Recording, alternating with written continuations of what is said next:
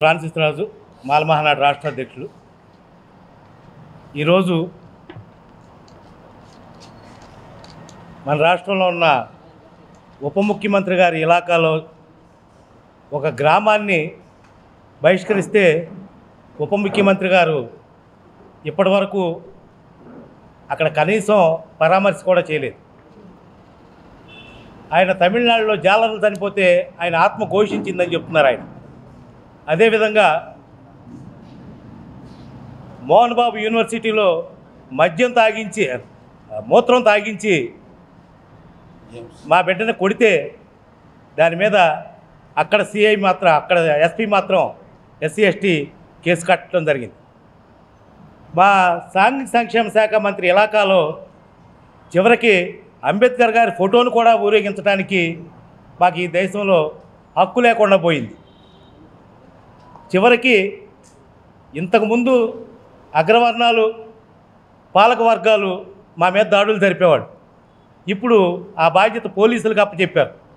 పోలీసులకు అప్పచెప్పి అసలు సంబంధం లేని స్టేషన్లో 2 టౌన్ సిఐ 3 టౌన్ సిఐ కలిపి మా బిడ్డల్ని పైచాచికంగా కొట్టడం ఈ భారతదేశంలో అనేక మంది రాజకీయ నాయకుల మీద సినీ ప్రముఖుల మీద ఇంతకుముందు గంజాయి కేసులు వచ్చినాయి.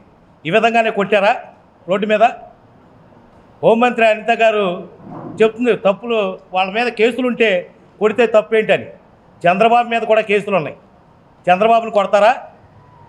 ఇక్కడున్న స్థానికంగా తెలుగుదేశం నాయకులు మిగతా రాజకీయ పార్టీ నాయకులు అందరి మీద కేసులు ఉన్నాయి. అనేక మంది రౌడీ షీటర్లు ఉన్నారు. వాళ్ళని కొట్టగలరా? గంజాయి కేసు గంజాయి అమ్మటానికి అవకాశం ఇచ్చింది ఎవరు? పాలకవర్గమే కదా.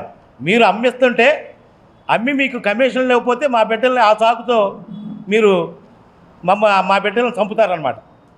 కాబట్టి తక్షణమే ఆ దాడి చేసిన సీఐల్ని అరెస్ట్ చేయాలి. వారి మీద జ్యుడిషియల్ ఎంక్వైరీ చేయాలి. హోంమంత్రి అనిత గారు ఈ దళిత జాతికి క్షమాపణ చెప్పాలని, అదేవిధంగా మల్లం ఈ ఘటన తర్వాత మల్లం ఘటన గురించి, తిరుపతి ఘటన గురించి, ప్రకాశం జిల్లా అంబేద్కర్ బొమ్మ ఊరేగించే అడ్డుకున్న ఘటన గురించి ఈ అన్ని ఘటనలు ఈ సంవత్సరంలో తెలుగుదేశం ప్రభుత్వం దళిత మైనార్టీ జాతులకి గిఫ్ట్గా ఇస్తుంది. కాబట్టి మేము కూడా ఈ ప్రభుత్వానికి దళిత ప్రజా సంఘాలు ఏం గిఫ్ట్ ఇవ్వాలో భవిష్యత్ కార్యాచరణని ఈ రౌండ్ టేబుల్ సమావేశం తర్వాత ప్రకటిస్తామని. ఎవరు అది కూటమి ప్రభుత్వం? నేను అదే చెప్తా. కేసులు కట్టడం లేదు, కేసులు ఎక్కడ కట్టడం లేదు. ఇప్పుడు ఉప ముఖ్యమంత్రి గారి ఇలాకాలో మాకు గ్రామాన్నే వెళ్ళేశారు. ఇంతవరకు ఉప ముఖ్యమంత్రి గారు దాని మీద ఒక్క మాట కూడా మాట్లాడలేదు.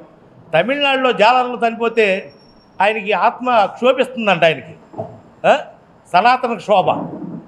మాకు మల్లం గ్రామం చుట్టూ సనాతన కంచె వేశారు. ఆయన సనాతన కంచె వేసి మా గ్రామంలోకి, మా గ్రామస్తులకి, మా జాతి బిడ్డలకి ఏ ఉప్పు పప్పు కనీసం టీలు టిఫిన్లు కూడా ఇచ్చే అవకాశం లేకుండా చేశారు. ఇదే హాల్లో కోడికత్తి శ్రీను గారిని వారం రోజుల్లో బెయిల్ తీసుకొచ్చాం.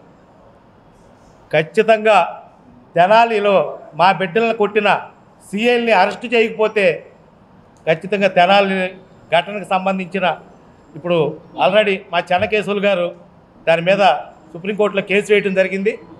మొదటి ముద్దాయి నాదెండ్ల మనోహర్ గారు, రెండో ముద్దాయి డీజీపీ గారు, 3, 4 ముద్దాయిలు ఆ సిఐలు, 5వ ముద్దాయి చిరంజీవి కన్నా వాళ్ళ మీద కేసు వేయడం జరిగింది. అది కాకుండా భౌతికంగా మేమేం చేస్తామనేది ఈ రౌండ్ టేబుల్ అనంతరం ప్రకటిస్తామని తెలియదు.